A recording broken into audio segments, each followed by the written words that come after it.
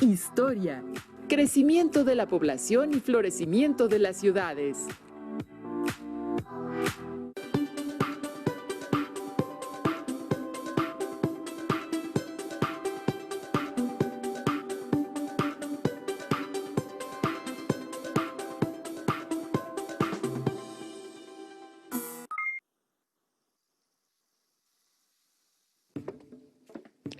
Alumnas y alumnos, ¿cómo están?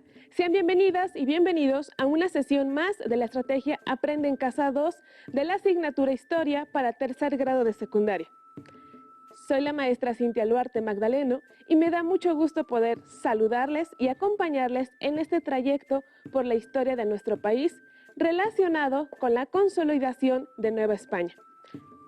Como en otras sesiones, hemos comentado, el estudio de la historia de México es importante porque constituye la memoria de nuestros antepasados y la explicación de cómo se conformó nuestra identidad como mexicanos a lo largo de los siglos. Por tanto, conocer el pasado contribuye a entender nuestro presente. El tema que revisaremos hoy es el crecimiento de la población y florecimiento de las ciudades. Este nos permitirá entender las condiciones económicas y sociales en las que se encontraba el virreinato de Nueva España a principios del siglo XVIII. Reconoceremos que la prosperidad en las actividades minera, agrícola, ganadera y comercial favoreció el aumento demográfico de la población novohispana, destacadamente la indígena, que, como recordarán, se había diezmado drásticamente por las epidemias desde el siglo XVI. Antes de entrar en materia, les recuerdo que mientras la pandemia por COVID-19 continúe, debemos seguir practicando las medidas preventivas: lavado de manos con agua y jabón al menos por 20 segundos, salir de casa solo si fuera estrictamente necesario y protegidos con cubrebocas, resguardando nariz y boca, y mantener una distancia de 1,5 metros con las demás personas.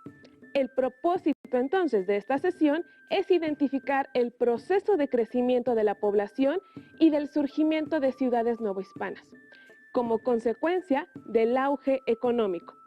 Antes de comenzar, les recuerdo que tengan cerca sus materiales de trabajo: libro de texto, cuaderno y bolígrafo para hacer anotaciones. Ahora les comparto un texto extraído del libro Mineros y Comerciantes en el México Borbónico, escrito por David Brading. El texto dice lo siguiente: la depresión económica de mediados del siglo XVII surgió principalmente de la crisis minera y de la consiguiente reducción del comercio transatlántico, y puso fin a un ciclo en que se depositó demasiada confianza en las minas de plata y en la posesión de tierras. Quizá arruinó, o por lo menos redujo, a condiciones más modestas a muchas familias pudientes, pero el hecho es que durante el clímax de esta tempestad económica, en el decenio de 1650 a 1660, el diarista Gregorio de Guijo informaba de fortunas de 416,000 pesos, solo en metal y monedas, de 800,000 pesos en efectivo, sin contar casas, jardines y muebles, y otra de 900,000 pesos. Solo la iglesia podía competir con estos ricos comerciantes. Un arzobispo de México, a su regreso a Europa, llevó consigo unos 800,000 pesos en joyas y metales preciosos. La crisis entonces, obviamente, no afectó a todos con la misma intensidad, ni fueron dañinas todas sus consecuencias. Además, hacia 1650, la población española, que incluía no únicamente a españoles, sino también a mestizos, mulatos y negros, quizá llegaba a las 300,000 personas, en comparación a una población indígena que apenas pasaba del 1,000,000. Ciertas cifras relativas al Bajío también indican que el flujo de emigración hacia el norte no se detuvo. El registro de tributarios indígenas en Querétaro aumentó de 600 a 2000 entre 1644 y 1688, y en la cercana población de Celaya de 2148 a 6419 entre 1657 y 1698. En la región central de la Nueva España, por consiguiente, la expansión ininterrumpida de la población española, relativamente concentrada en núcleos urbanos, promovió el avance correspondiente de la economía doméstica. En contraste, durante el siglo XVIII, la Nueva España experimentó una profunda recuperación económica que tuvo su origen tanto en el renacimiento de la actividad minera como en el continuo aumento de la población. En términos generales, la población mexicana aumentó de 3.336.000 personas, en que se estimó en 1742, a cerca de 6.122.000 en 1810. Casi todas las razas que habitaban la colonia se reprodujeron más o menos con el mismo ritmo. En los 2 años siguientes que se han citado, los indígenas formaban el 60% de la población, y los cálculos sobre cómo se componía el resto son algo variables. Los españoles eran el 11% en 1742 y el 18% en 1810. Mestizos y mulatos, contados en conjunto bajo la denominación de castas, ascendían al resto, es decir, el 22%.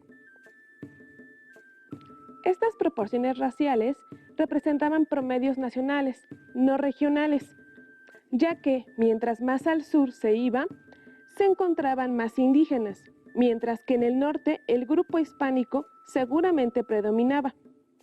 El medio geográfico de la Nueva España acentuaba la diversidad y el aislamiento de las regiones. Sin embargo, los residentes de casi todas las regiones podían producir a distancias relativamente cortas la totalidad de los alimentos básicos de México. Esta tendencia hacia la diversificación racial y hacia la autosuficiencia económica regional propició esquemas muy diversos de tenencia de la tierra y de producción agrícola. En muchos sentidos, el norte, tan despoblado y tan rico en minas y ganados, y atrasado en lo relativo a la industria y a la agricultura, era una dependencia colonial de las provincias centrales. Las abastecía de muchas materias primas, cuero, lana, un poco de algodón, mulas, caballos y toros y plata. A cambio de esto, compraba artículos manufacturados, especialmente textiles, cerámica, objetos finos de plata y alimentos de origen tropical como el azúcar. Este era, probablemente, el ejemplo más cuantioso y en mayor escala de comercio interregional de productos domésticos en la Nueva España. Aquí termina la lectura. ¿Qué opinan? ¿Habían reflexionado respecto a que el crecimiento de las ciudades y las actividades económicas a las que se dedica su población guardan una estrecha relación con las características geográficas de la región donde se encuentran? ¿Ustedes imaginaban que desde el periodo colonial se configuraron las diversas regiones económicas y culturales que permanecen en nuestro país? Recordarán que en las sesiones anteriores hablamos de las nuevas especies vegetales y animales que modificaron la agricultura e impulsaron la ganadería, y del auge de la minería durante el virreinato, que favoreció la creación de nuevos asentamientos urbanos. En esta sesión nos centraremos en el crecimiento de la población y el florecimiento de las ciudades. Como saben, la minería fue el pilar de la economía novohispana, y esta favoreció la creación de centros urbanos y de consumo, y como consecuencia, el desarrollo de zonas agrícolas y ganaderas, lo que transformó el paisaje del México antiguo. Pero, ¿Qué factores permitieron el crecimiento económico de Nueva España en el siglo XVIII? El crecimiento económico dependió de múltiples factores, entre estos, el papel de la Iglesia como prestamista a empresarios, mineros y comerciantes, las innovaciones tecnológicas en las diferentes actividades económicas que incrementaron su producción y el desarrollo de redes comerciales. Por su parte, este auge económico contribuyó al crecimiento de la población y al establecimiento de ciudades. En estos últimos aspectos pondremos nuestra atención. Como ya comentamos, a partir del siglo XVIII hubo un crecimiento poblacional. Atrás quedaron las enormes cifras de muertes, principalmente de indígenas.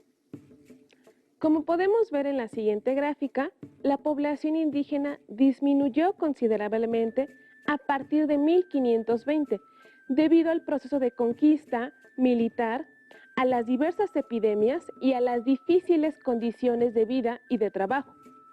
Para 1620 comenzó una recuperación que se mantuvo hasta 1680. A partir de este año, el crecimiento poblacional fue constante tanto para los indígenas como para los demás grupos de la sociedad novohispana. Para las primeras décadas del siglo XVIII se experimentó un periodo de prosperidad económica en Nueva España, en la minería, el comercio y la formación de mercados locales, que contribuyó al incremento de la población y promovió el florecimiento de ciudades. Entonces, ¿por qué aumentó gradualmente la población? Esto fue posible debido al cambio en la organización de la sociedad, que pasó de vivir en lugares aislados y distantes a vivir reunidos o cercanos a un centro de población, así como a la diversificación y especialización en las actividades económicas, como la ganadería, la minería y agricultura, que no solo transformaron el paisaje, sino que fomentaron el desarrollo de pueblos, ciudades, rancherías y haciendas. Cabe aclarar que las actividades económicas de las ciudades y centros de población dependían de las características geográficas de la región en la que se establecieron y determinaron los productos a elaborar y comerciar. Desde la creación de la Nueva España hasta fines del siglo XVII, la mayoría de la población vivió en zonas rurales, pero hacia el siglo XVIII se incrementó la población en centros urbanos con el desarrollo de actividades comerciales. Con el aumento demográfico de la población novohispana, también creció la oferta de mano de obra, la producción y la demanda de productos agrícolas y ganaderos. El siguiente mapa de 1742 nos permite ver la distribución y densidad de la población. Así notamos que la Intendencia de México es la de mayor número de habitantes, con 650,000. Después están las intendencias de Antequera, hoy Oaxaca, Puebla y San Luis Potosí, con un promedio de 290,000 a 320,000 personas. Le siguen las intendencias del Valle de Michoacán y de Veracruz, con un promedio de 100,001 a 120,000 habitantes. Después se encuentran las intendencias de Guadalajara y Guanajuato, con un promedio de 80,000 a 100,000 personas.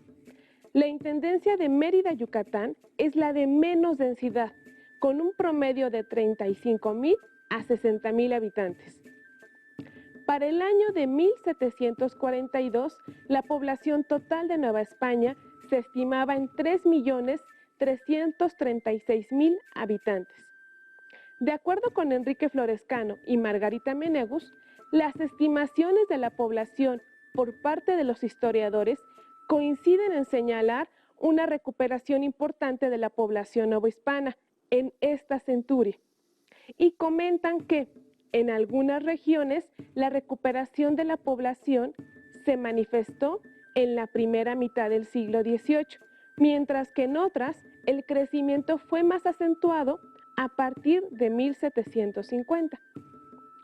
Florescano y Menegus afirman que los movimientos de la economía repercutieron en los flujos migratorios de la población, especialmente en la indígena. La economía influyó también en el proceso de mestizaje. Como ejemplo de lo anterior, en el siguiente mapa podemos observar cómo fue el desarrollo regional de las actividades económicas. En el centro y en el norte se desarrollaron las zonas de ganado mayor, mientras que las zonas cañeras se ubicaron en el centro y sur de Nueva España. En el caso del cultivo de la caña de azúcar, Cheryl Martin proporciona datos importantes. La autora comenta que la población no indígena de Cuernavaca representaba 73% del total de la población. Esto permite entender que las zonas de asentamientos indígenas para el siglo XVIII tenían ya una composición mestiza. ¿Recuerdan que en el siglo XVI la población se organizó en República de Indios y República de Españoles? Pues bien, para el siglo XVIII la realidad ya era muy distinta. Había una sociedad multiétnica. ¿Pero qué quiere decir esto? Significa que en Nueva España se dio una gran diversidad de mezclas entre los diferentes grupos étnicos y con esta particularidad se incrementó la población. Respecto a las actividades agropecuarias e industriales, como factores del crecimiento poblacional, es importante realizar algunas precisiones. En el siglo XVIII, las actividades agropecuarias e industriales tuvieron modificaciones debido a las políticas económicas de los Borbones. En ese sentido, el crecimiento de la población estimuló el poblamiento de los centros urbanos que demandaron de mano de obra para cubrir las necesidades de los pobladores, pues resultaba demasiado costoso abastecerse de productos debido a la lejanía y al elevado precio de su transportación. Como ejemplo, David Braden menciona que viajar era difícil, ya que se hacía solo a caballo, a lomo de mula o en los pocos carruajes que existían. Las mercancías baratas y voluminosas no podían ser transportadas a grandes distancias a causa de la severa limitación que debía imponerse a los costos. En este sentido, comenta Braden que la geografía de la Nueva España acentuaba la diversidad y el aislamiento de las regiones. También, las autoridades coloniales delimitaron la organización de las actividades económicas al ordenar que el ganado mayor bovino, vacas, toros y bueyes y caballar fuera una actividad exclusiva para los españoles y criollos. En cambio, el ganado menor, ovino, ovejas y caprino, cabras, fue un trabajo también para mestizos e indígenas. Las diferentes actividades de la población se deben al clima, altura y condiciones del territorio. Esto explica por qué el norte se caracteriza por la cría de ganado mayor y por su población mayoritariamente española, a diferencia el centro y el sur. Las actividades eran predominantemente agrícolas y de crianza de ganado menor, con una población mayoritariamente mestiza e indígena. Como hemos visto, el crecimiento del comercio y la minería favorecieron el poblamiento de regiones poco habitadas. Tal es el caso de las ciudades mineras del norte de Nueva España, como Zacatecas, San Luis Potosí y Guanajuato. Por otra parte, la actividad agrícola contribuyó al incremento de la población en ciudades como Querétaro, Celaya y León, mientras que la industria textil impulsó el crecimiento poblacional de las ciudades como Puebla, Tlaxcala y Orizaba, zonas que hasta el día de hoy se caracterizan por el desarrollo de estas actividades como fuentes importantes de empleo. De este modo, las actividades económicas incentivaron el crecimiento de la población y como consecuencia transformaron la fisonomía de las ciudades, lo que determinó formas de vida, trabajo, costumbres y festividades en torno a sus actividades productivas. En conclusión, la diversidad de actividades económicas fomentaron el poblamiento de los diversos territorios del país. Estamos por llegar al cierre. Como se dieron cuenta, en esta sesión conocimos el proceso de la fundación de ciudades y centros de población y su relación con la economía novohispana. También revisamos causas del incremento de la población, como el crecimiento económico experimentado durante el siglo XVIII, a consecuencia de las innovaciones tecnológicas en las diferentes actividades que incrementaron la producción y demandaron la especialización de trabajo. Y bueno, para concluir, les tengo un reto. Reflexionen acerca de las regiones geográficas y sus características y la relación que tuvieron en el aumento de la población, el crecimiento económico y la conformación de las ciudades en Nueva España en el siglo XVIII. Con ello, completen el siguiente esquema del crecimiento de la población y florecimiento de ciudades. Para ampliar más sus conocimientos sobre este tema, pueden revisar el material documental y visual que les ofrece el libro de texto de tercer grado de secundaria y pedir apoyo a sus maestros. ¡Listo! Terminamos. Pero están por venir más encuentros para seguir explorando las transformaciones políticas, económicas y sociales del virreinato en Nueva España. Nos vemos pronto. Si tienes